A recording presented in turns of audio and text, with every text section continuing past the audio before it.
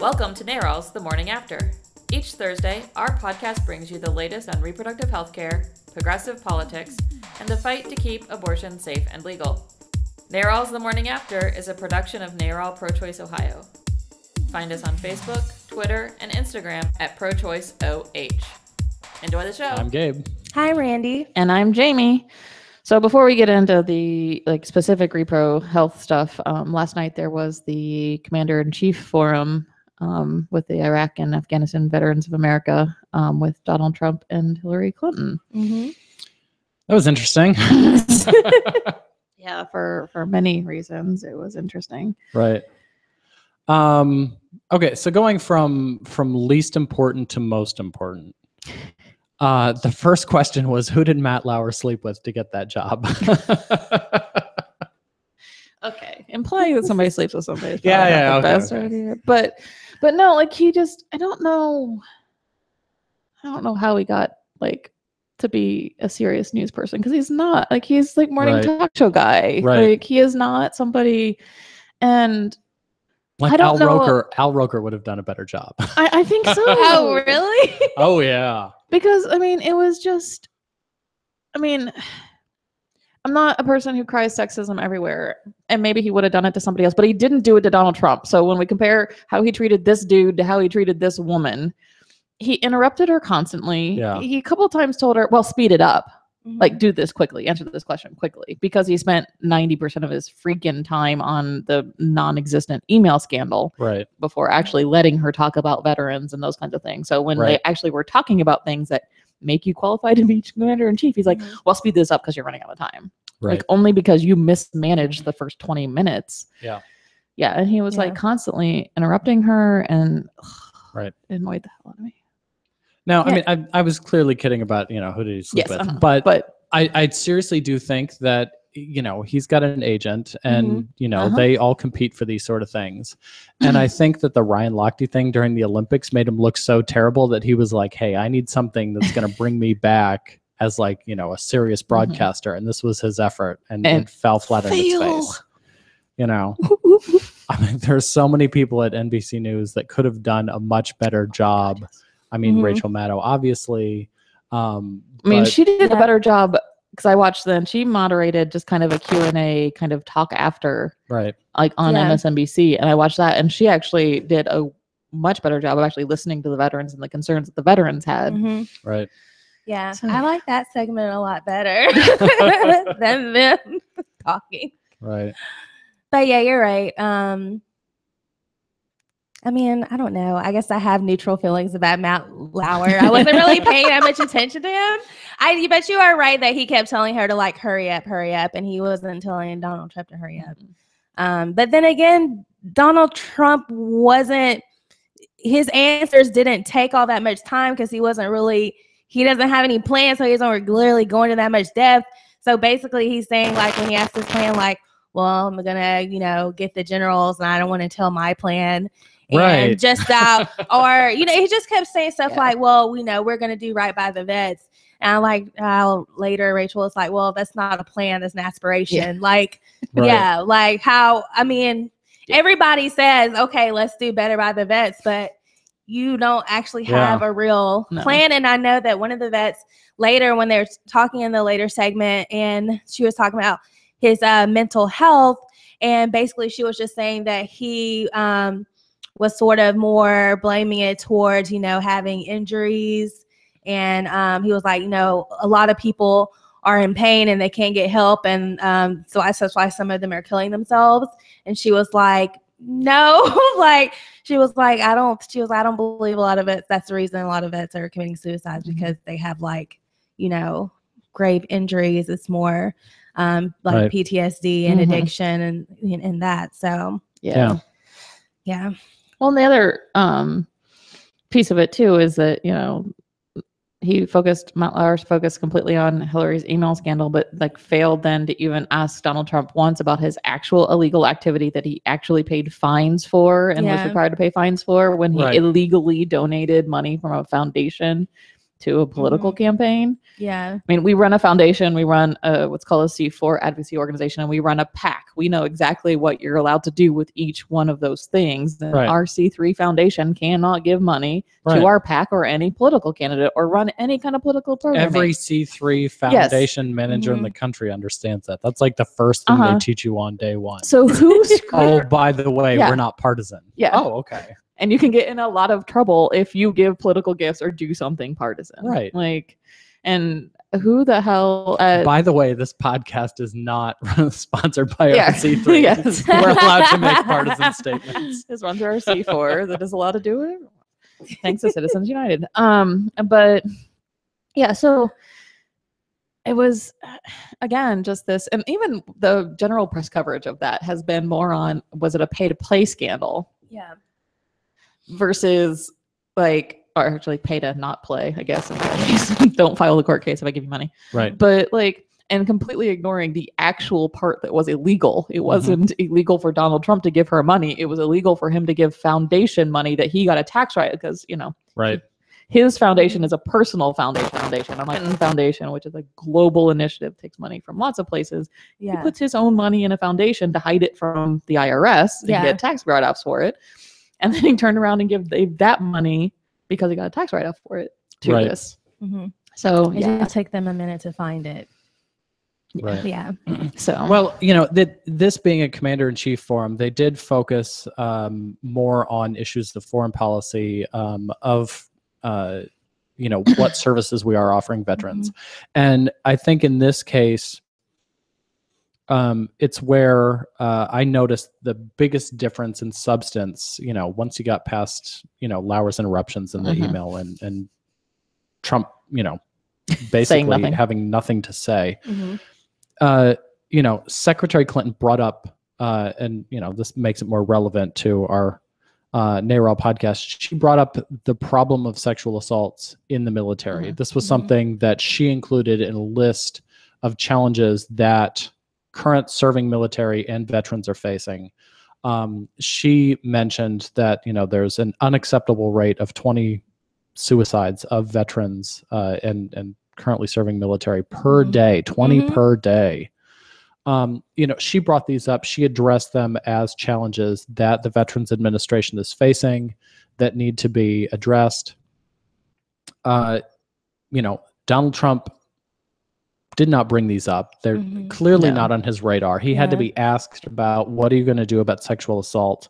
And he gave this completely asinine idea. He started it off by saying he doesn't want these taken outside of the military, which, you know, Senator Claire McCaskill, Senator Kristen Gillibrand, both of them have I won't say equal proposals. They both have proposals on how to tackle this.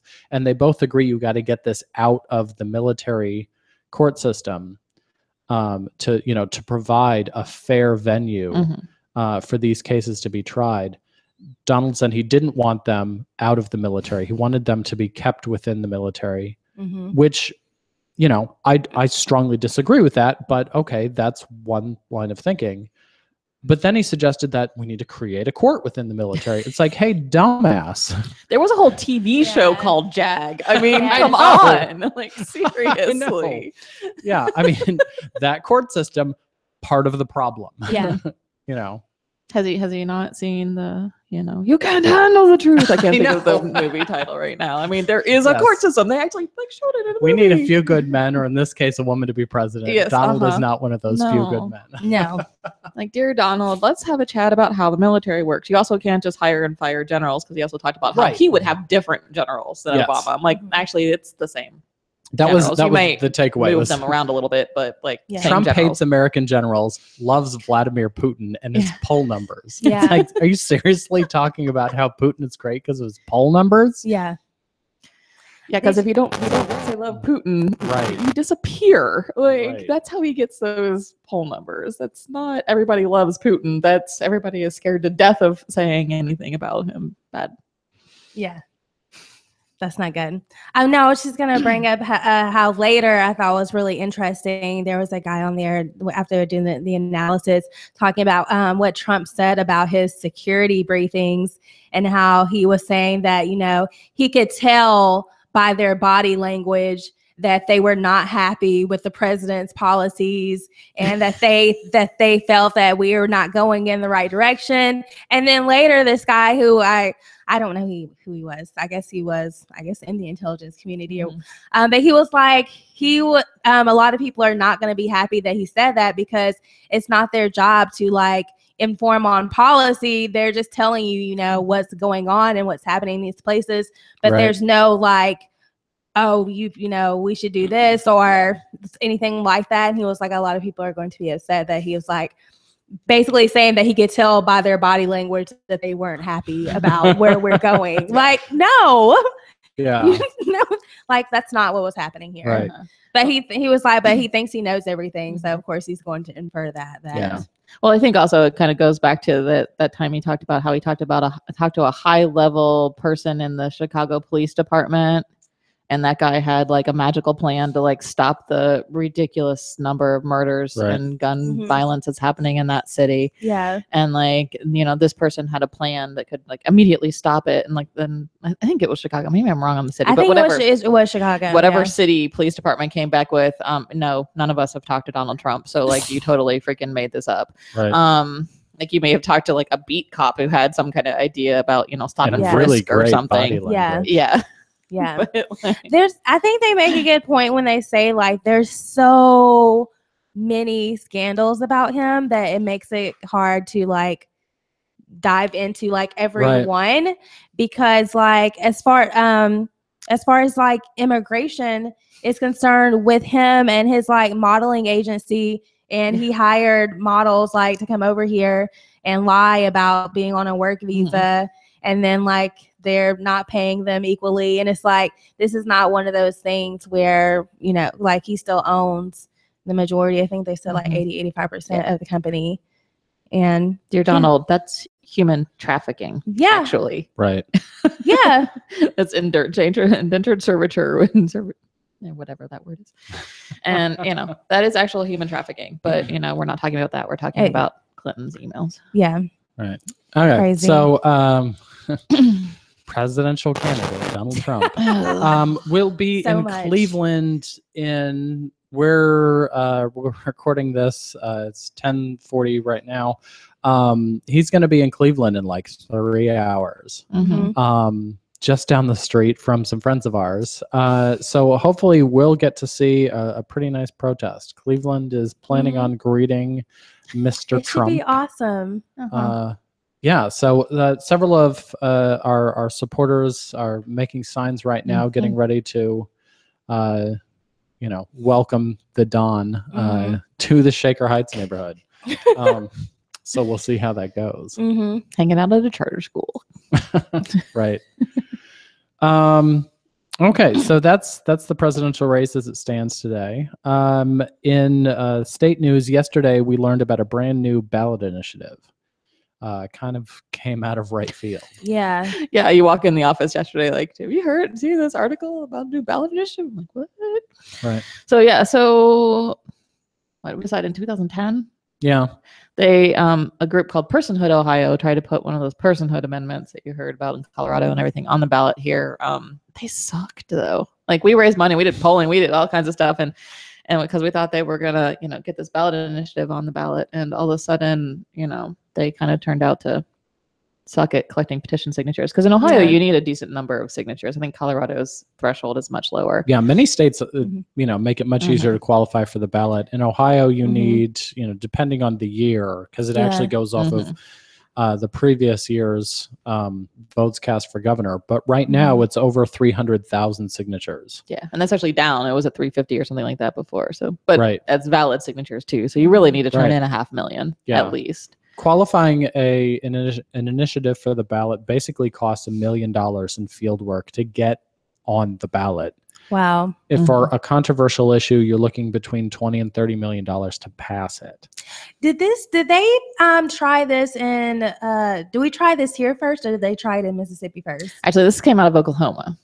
Oh, but there was in Mississippi. So Colorado saw personhood. Mississippi saw something kind of like, personhood. It was personhood. Yeah. Arkansas, I think, had a failed attempt. Several states have considered these sort of things, but it wasn't until Oklahoma did one where they really have amped up the penalties for getting an abortion.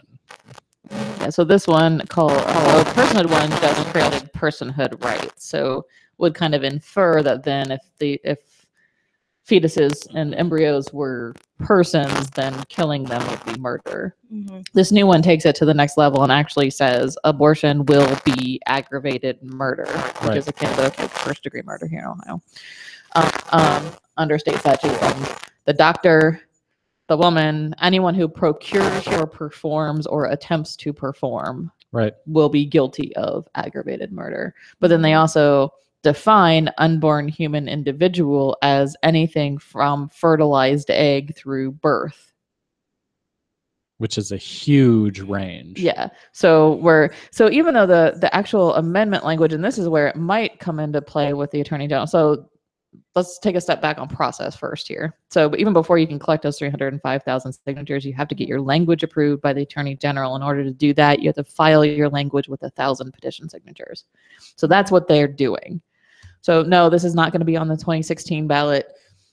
If they prove to be as ineffective as the personhood people, it probably won't be on the 2017 or 2018 ballot either. We'll keep an eye on it. So this isn't happening tomorrow, but so the first step is the Attorney General approving the language. And so the language summary has to match what's in the actual amendment. So that's what he's looking at. Do they have the 1,000 signatures, and is their summary an accurate representation of their actual language? Yeah. And their summary says that it doesn't affect genuine contraception or in vitro or fertility treatments that respect the dignity of an unborn human individual or something to that effect.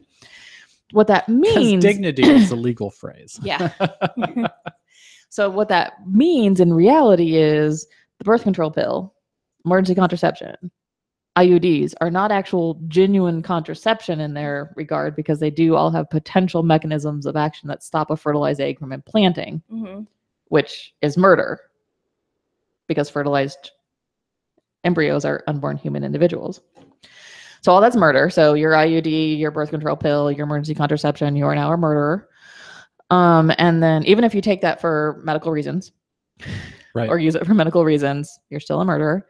And anyone who does like in vitro fertilization, because you almost always get a couple of non-viable embryos when you do like in vitro sperm meets egg in petri dish fertility treatments. So under this, you couldn't destroy any of those. So the doctor would either have to implant non-viable or, potentially not viable, I guess it's a real word to it, embryos back into the woman. Yeah.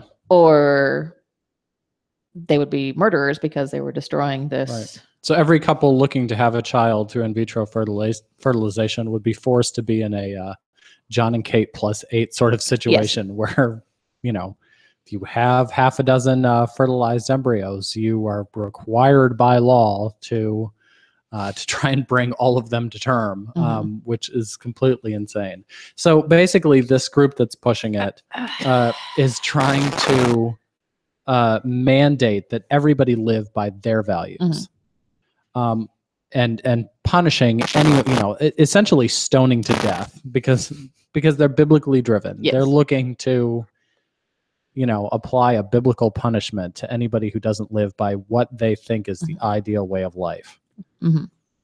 So, well, it was funny too, because in one of the news coverage, I think it was the NBC4 here in Columbus coverage of it yesterday, the reporter said, we tried to reach out to Right to Life groups, but nobody wanted to comment on this.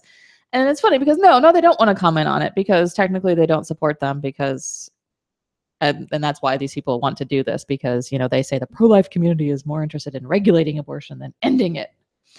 And nothing will end abortion. Women will have abortions, whether it's legal or not. It's just whether it's safe or not. But I like how people think that this is somehow a modern problem, and feminism brought on abortion, and before that, women weren't trying to determine how many kids they're gonna have. Like, are you seriously? If you think that, you should go to the Dietrich Medical History Museum in Cleveland, Ohio, because there's all kinds of ways that women tried to since control. the beginning of time, and we figured out, oh, that's how babies get here. Oh, I will still want to do that, but I just don't want to have a baby. Like, I just can't. No. And I'm like, why? I just don't understand why they care so much about what someone else is doing with their life and their body. I'm like, if you don't agree with it, then good, don't get one. And I will fight for your right to never have to have one. Yeah. Like, but I just cannot wrap my head around this need to, like Gabe said, to regulate. You have to believe, act, do what I would do, and that's it. End of story. No.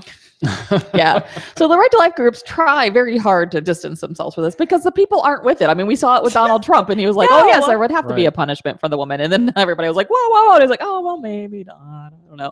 Even though we already have done that. Yeah, but exactly. let's act like, Yeah. But so you know, all the Right to Life groups try to keep themselves from that, but they don't. I mean, they all believe. You look at Ohio Right to Life's mission; it is to protect every, you know, life from fertilization to natural death. So they not only oppose abortion, but they oppose, you know, assisted suicide and that choice as well to end your life the way you want to end it. But they, you know, so it really strikes me every single time that like they try to distance themselves and say, oh, no, we're not this crazy, but you are. Yes. You know, at least these people are being upfront about how ridiculously freaking crazy they are. Yes. Right. Ohio Right to Life and Ohio Pro-Life Action and the Personhood people and, you know, every other so-called Right to Life group on the planet all believe the same thing.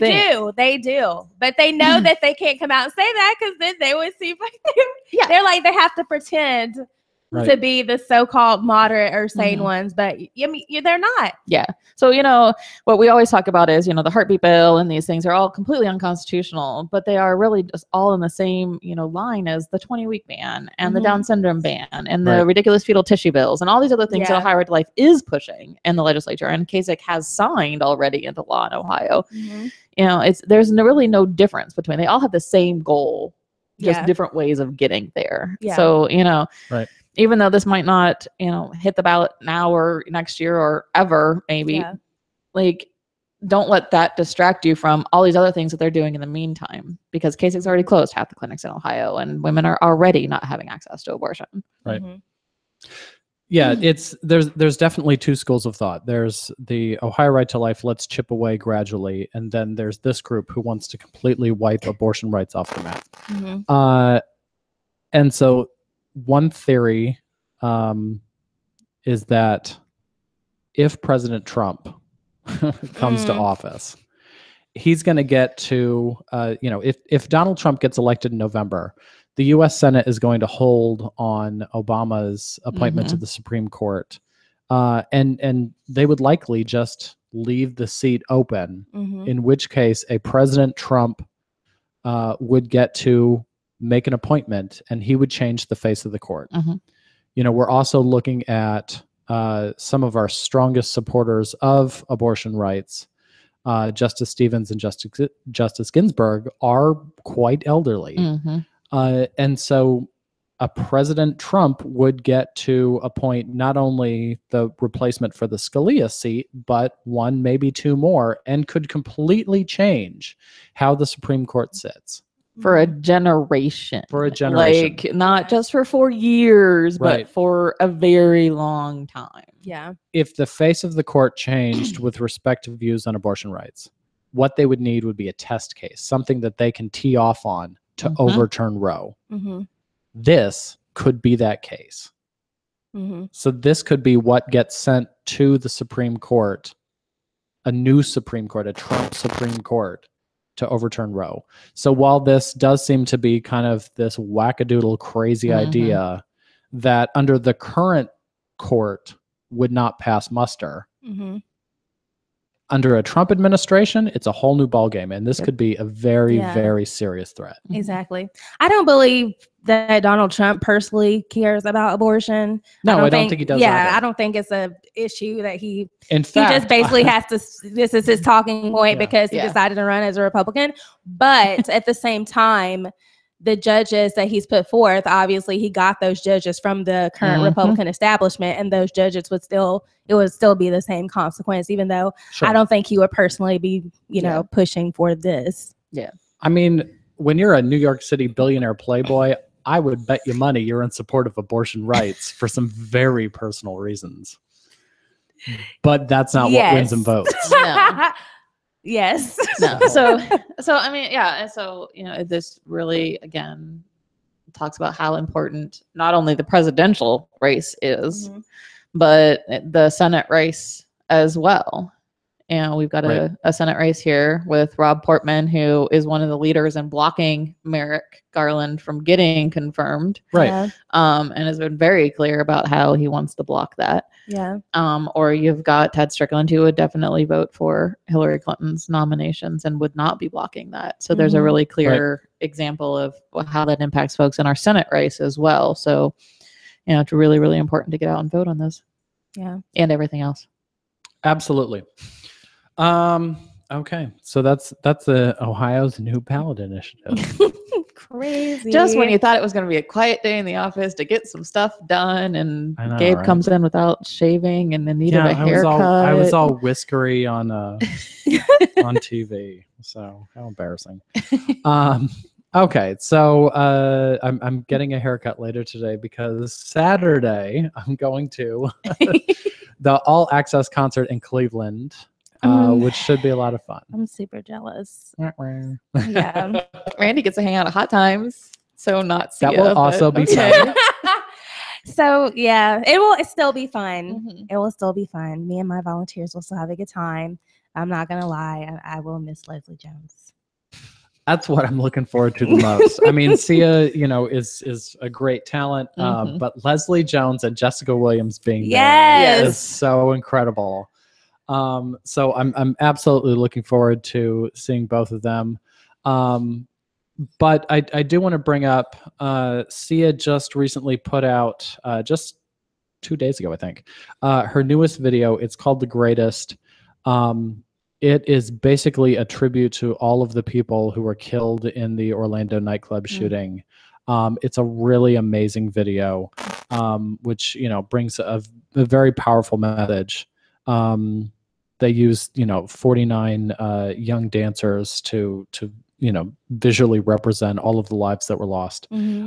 So for her to be putting out this video days in advance of this concert in support of abortion rights, I think, the combination of the two really does show that this wasn't just some musical act picked at random. This is a person who really does believe in the reproductive freedom, the sexual freedom that this mission stands for. So it should be a good concert. I know there's going to be several Ohioans and Americans, women who are going to be sharing their abortion stories from the stage, including our Patients Advocates fellows from Cleveland. Oh yeah. Yep. Yeah. They'll be there, and Renee Bracey Sherman, who's a national activist that we're huge fans of. She's going to be sharing her story. She spoke from the podium in Washington, D.C. outside the Supreme Court during the whole women's health oral arguments.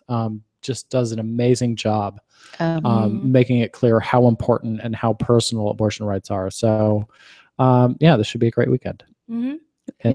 And Randy will be at Hot Times. Yes, and I'll be at Hot Times, which I had a lot of fun last year. It's a little smaller than the other ones, but I think that makes it a little more cozy because it's in my neighborhood, which I like. And and they had a lot of really great music, reggae music, jazz, all kinds, and a lot of really good food. So I'm excited to go and hang out with my volunteers and talk to them about all the great stuff we've been doing and let everyone know about the Women of Color Happy Hour. because there's usually more Black and brown people at hot times. So, so I'll let them know about that. Yeah, so it should be good. Also, oh, can I go to Let's Get It On? Yeah, go ahead. Okay.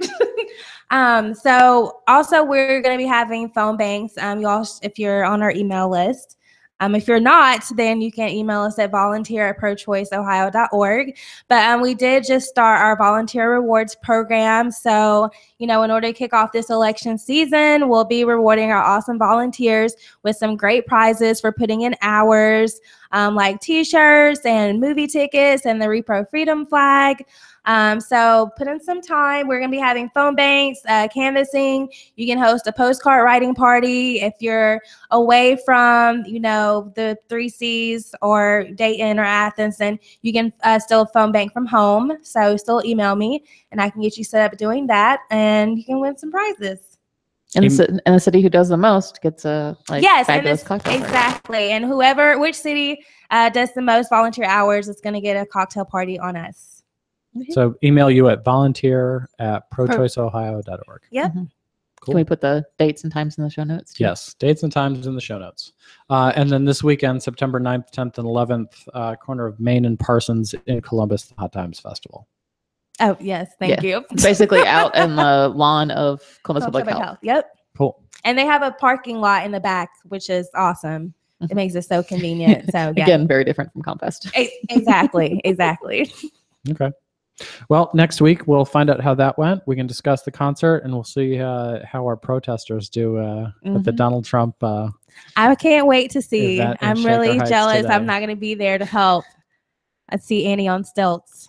Make misogyny great again. Okay.